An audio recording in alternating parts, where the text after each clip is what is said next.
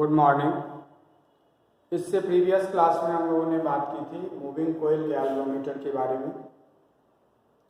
तो हमने वहाँ पे बात की थी कि मूविंग कोयल गैल्वेनोमीटर क्या होता है। एक डिवाइस होता है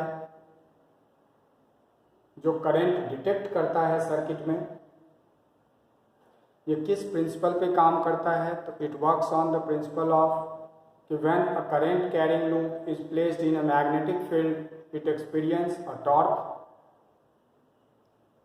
इसके कंस्ट्रक्शन पे हमने बात की थी कि इसमें हमें एक सोर्स ऑफ मैग्नेटिक फील्ड चाहिए। हमने दो मैग्नेटिक पोल कनेक्ट किया था। एक करंट कैरिंग कॉइल चाहिए, एक हमें सॉफ्ट आयरन कोर चाहिए जो कि मैग्नेटिक फील्ड को रेडियल बनाएगा और मैग्नेटिक फील्ड के स्ट्रेंथ को बढ़ाएगा। एक स्प्रिंग हमने यूज किया था जो कि उसके रोटेशन को कंट्रोल करेगा। स्प्रिंग का मटेरियल था फॉस्फोर ब्रोंज का, जिससे कि स्प्रिंग कांस्टेंट का वैल्यू मिनिमम हो। एक पॉइंटर था और एक सर्कुलर स्केल था। पॉइंटर सर्कुलर स्केल पे मूव होकर के डिफ्लेक्शन शो करता था।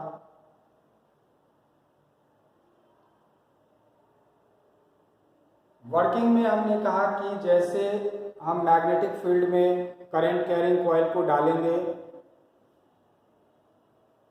मैग्नेटिक फील्ड फोर्स अप्लाई करेगा जिसकी वजह से लूप पे एक टॉर्क एक्ट होगा NIAB साइन थीटा। थीटा हम मैक्सिमम रखेंगे, 90 डिग्री रखेंगे, जिससे कि साइन थीटा का वैल्यू 1 हो जाए और मैक्सिमम टॉर्क अप्लाई हो। तो NIAB टॉर्क अप्लाई हो रहा था। स्प्रिंग को जो कंट्रोल करना था, तो जो रिस्टोरिंग टॉर्क स्प्रिंग पे लग रहा था दैट इज K फाई। K is a spring constant and phi is deflection। तो K phi को हमने NIAB से इक्वेट करा दिया था, तो phi आया था हमारा NAB by K into I। phi is deflection, N is number of turns, A area, B field, K spring constant and I is current।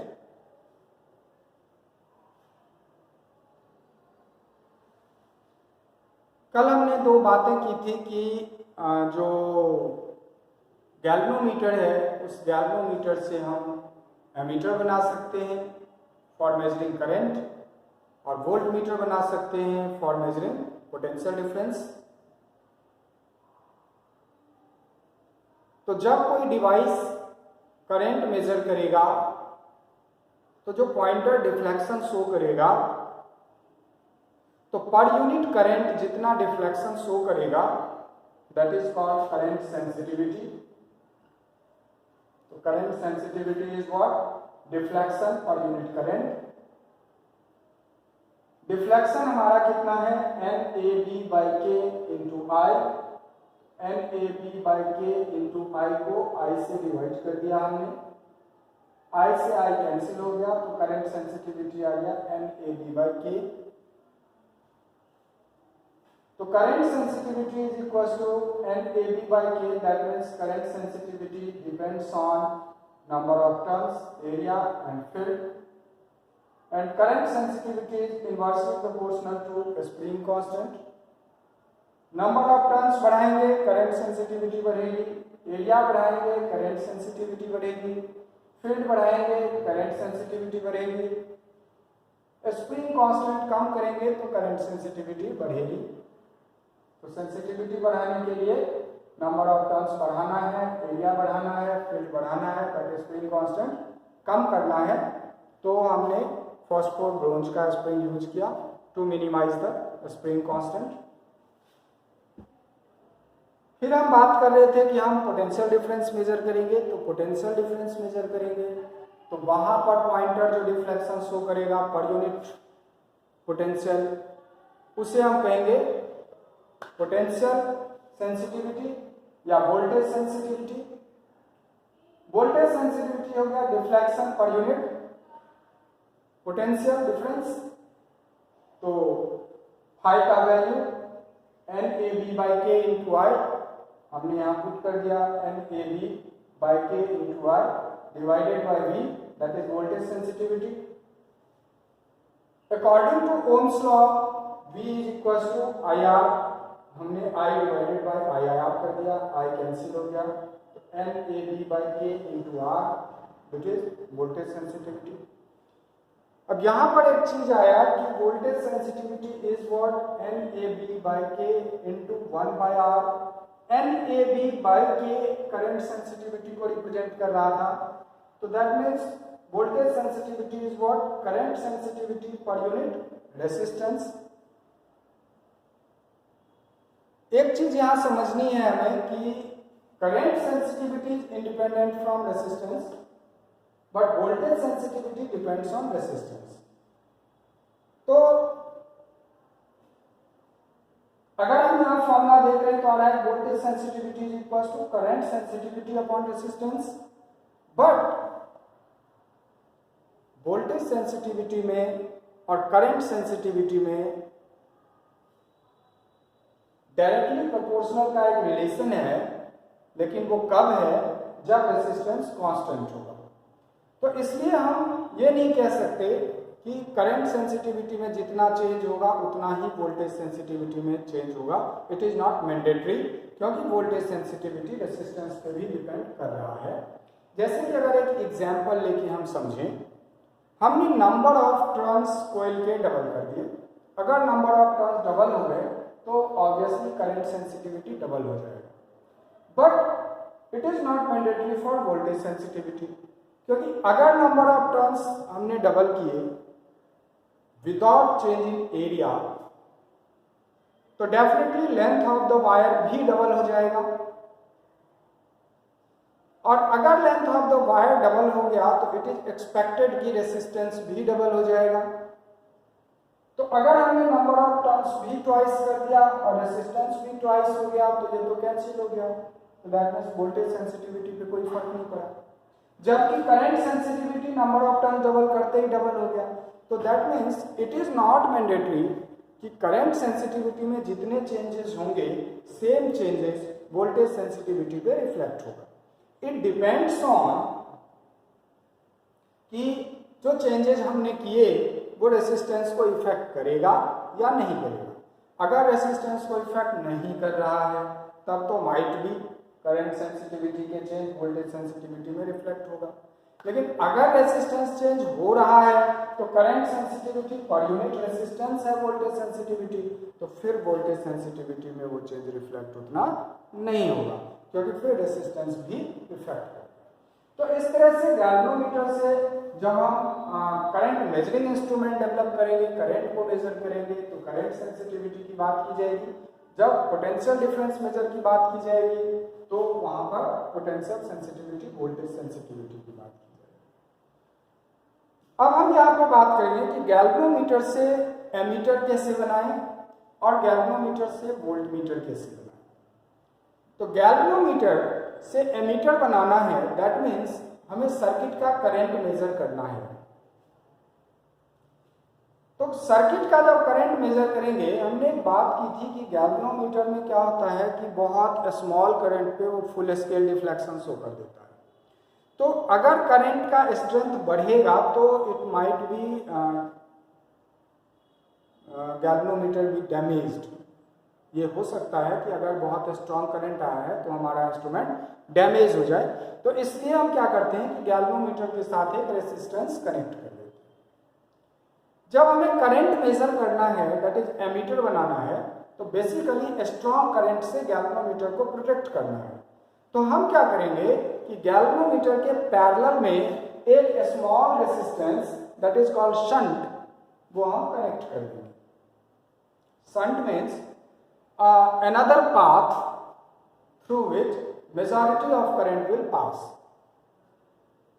Shunt का मतलब आप बाईपास समझ सकते हो, है ना। जैसे एक हाईवे जा रहा है, कहीं सिटी के अंदर से जा रहा है और बाईपास बना दिया जाता है जिससे कि क्या हो, तो सिटी में ना घुसना पड़े और एक पर्टिकुलर जो हमारा पार्ट ऑफ रोड है उसको कट करके एक शॉर्टेस्ट रोड को फॉलो किया जाए, तो दैट इज कॉल्ड, तो दैट इज शंटिंग ऑल्सो। कि शंट में हम क्या करते हैं कि हम करंट को एक अनदर पाथ प्रोवाइड करा देते हैं जिससे कि करंट क्या हो, मेजर पार्ट ऑफ करंट उस पाथ से पास हो। तो मेजर पार्ट ऑफ करंट उस पाथ से जाएगा जहां पे रेसिस्टेंस कम होगा। तो दैट्स व्हाई हम एक small resistance that is called shunt वो हम गैल्वेनोमीटर के पैरेलल में कनेक्ट कर देते हैं। तो उससे क्या होगा कि जो करंट जैसे आई करंट आएगा सर्किट में तो major part of current shunt के थ्रू पास होगा। अब इसका जो टोटल रेसिस्टेंस हो जाएगा, जैसे हमारा गैल्वेनोमीटर है और हमने गैल्वेनोमीटर के रेसिस्टेंस को अलग से रिप्रेजेंट कर दिया है Rg, हमने एक शंट पैरेलल में कनेक्ट कर दिया। तो अब ये पूरा जो सर्किट बना with shunt that is called ammeter. तो अब एमीटर का रेसिस्टेंस कितना होगा, तो गैल्वेनोमीटर का रेसिस्टेंस और शंट रेसिस्टेंस दोनों पैरेलल में है, तो हमने पैरेलल कॉम्बिनेशन का फॉर्मूला लगाया और एमीटर का रेसिस्टेंस आ गया कितना, RGS over RG plus S. This is equivalent resistance of ammeter. अब हमें यह पता करना है कि हमें गिवन रेंज का एमीटर बनाना है। मान लो हमसे कहा गया कि 3 एम्पियर मेजर करने वाला या 5 एम्पियर मेजर करने वाला हमें एमीटर बनाना है। तो उसके लिए क्या करना पड़ेगा, शंट की जो वैल्यू है वो हमें डायग्नोस करना पड़ेगा कि अगर 3 एम्पियर के लिए करना है तो कितना शंट लगाना है, 5 के लिए करना है तो कितना शंट लगाना है। तो वो हम कैसे कैलकुलेट करेंगे, तो गैल्वेनोमीटर और शंट दोनों पैरेलल में है, दैट मींस दोनों का पोटेंशियल डिफरेंस सेम होगा। ठीक है, पैरेलल पोटेंशियल डिफरेंस सेम होता है। तो अगर सर्किट में आई करंट आया और IG करंट गैल्वेनोमीटर से पास हो गया तो I माइनस IG शंट से पास हुआ, तो यहां पर वोल्टेज ड्रॉप कितना हुआ, IG into resistance of galvanometer, और यहां पर पोटेंशियल कितना ड्रॉप हुआ, I minus IG into S। तो दोनों पोटेंशियल डिफरेंस सेम, तो IG into RG equal to I minus IG into S। तो शंट का वैल्यू आ गया IG RG over I minus IG। तो कितने मैक्सिमम करंट को हमें मेजर करना है वो वैल्यू यहां पुट करेंगे। गैल्वेनोमीटर से कितना करंट, गैल्वेनोमीटर फुल डिफ्लेक्शन कितने पे शो कर रहा है वो यहाँ आ जाएगा। रेसिस्टेंस ऑफ गैल्वेनोमीटर हमें पता होगा वो यहाँ आ जाएगा, शंट की वैल्यू निकल जाएगी। तो इसके अकॉर्डिंग इस तरह से हम एक गिवन रेंज का एमीटर बना सकते हैं। सेम प्रोसेस जब हमें वोल्टमीटर बनाना है, गैल्वेनोमीटर से वोल्टमीटर बनाना है, तो बेसिकली हमें क्या करना है, ऐसा डिवाइस बनाना है जो पोटेंशियल डिफरेंस मेजर करे। दैट मीन्स सर्किट में जो हाई पोटेंशियल डिफरेंस है वो पास होगा, वो ड्रॉप होगा। तो गैल्वेनोमीटर को हमें हाई पोटेंशियल ड्रॉप से बचाना है। तो पोटेंशियल जो है वो डिवाइड होता है रेसिस्टेंस में, तो इसलिए हम क्या करते हैं, गैल्वेनोमीटर के साथ एक हाई रेसिस्टेंस कनेक्ट कर देते हैं सीरीज में, जिससे क्या हो कि जब हम उसको सर्किट में कनेक्ट करें तो जो मेजर पार्ट ऑफ पोटेंशियल है वो ड्रॉप हो कहाँ पे, हाई रेसिस्टेंस पे, और माइनर पार्ट ऑफ जो पोटेंशियल ड्रॉप है वो कहाँ पे हो, गैल्वेनोमीटर में। तो गैल्वेनोमीटर के सीरीज में हम एक हाई रेसिस्टेंस कनेक्ट कर देते हैं। तो ये जो पूरा सेटअप बनता है दैट इज वोल्टमीटर। ठीक है, अब वोल्टमीटर का जो इक्विवेलेंट रेसिस्टेंस आएगा वो कितना होगा, तो सिंस ये दोनों सीरीज में है तो इक्विवेलेंट रेसिस्टेंस हो जाएगा Rg प्लस R। ठीक है, अब सीरीज में करंट होंगे सेम। अगर गिवन रेंज का वोल्टमीटर बनाना है तो हमें उस हाई रेसिस्टेंस जो हम कनेक्ट कर रहे हैं उसका वैल्यू हमें चाहिए। तो सीरीज में करंट सेम होगा, दैट मींस जितना करंट गैल्वेनोमीटर से पास होगा उतना ही करंट रेसिस्टेंस से पास होगा। तो Ig इक्वल टू IR, और according to Ohm's law I equal to V by R, तो Vg by Rg equal to V minus Vg by R। तो यहाँ से हमें उस हाई रेसिस्टेंस का वैल्यू पता चल जाएगा जो हमें गिवन रेंज का बनाना है। अगर मान लो हमें 10 वोल्ट मेजर करने के लिए पोटेंशियल ये बनाना है वोल्टमीटर, तो ये 10 वोल्ट हो गया। कंप्लीट डिफ्लेक्शन जो गैल्वेनोमीटर शो करेगा जिस पोटेंशियल पे वो हमें गिवन होगा।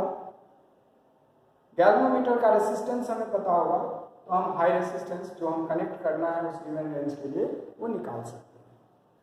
तो इस तरह से गैल्वेनोमीटर से हम एमीटर बना सकते हैं, गैल्वेनोमीटर से हम वोल्टमीटर बना सकते हैं एक गिवन रेंज में। एमीटर की करंट सेंसिटिविटी निकाल सकते हैं, वोल्टमीटर की वोल्टेज सेंसिटिविटी निकाल सकते हैं। किस किस फैक्टर पे ये डिपेंड करता है वो हम निकाल सकते हैं। ठीक है, तो इसको हम ध्यान से पढ़ेंगे और तैयार करेंगे। ठीक है। कोई प्रॉब्लम होगी तो हम बात कर सकते हैं। Thank you very much.